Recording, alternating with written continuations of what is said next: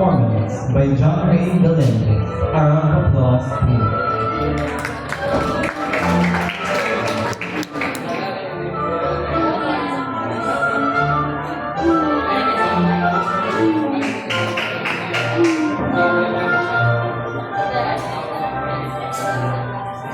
Good morning, everyone. I am John Ray F. Galindez.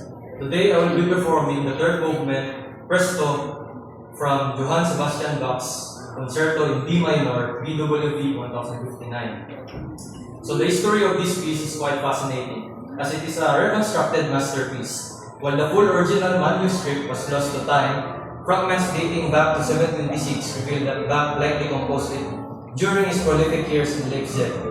Bach was the master of recycling his own music. He later used the themes for this concerto for the opening of his cantata. Because only a few bars of the original oboe part survive, modern scholars and performers have carefully reconstructed this movement to revive its intended Baroque brilliance. So the Presto is a high-energy finale that demands immense technical agility, featuring relentless rhythmic drive and intricate passage work that showcase. I only had 2 inconsistent days to practice, and my performance may not be perfect. I did not want to waste this opportunity, because as a young musician still gaining experience in the world of music, I would be deeply honored to be judged by our esteemed panelists. So to our dear panelists, I welcome your critics so that I can identify my weak spots and continue to grow. I will try my absolute best to give you everything that I have. Thank you.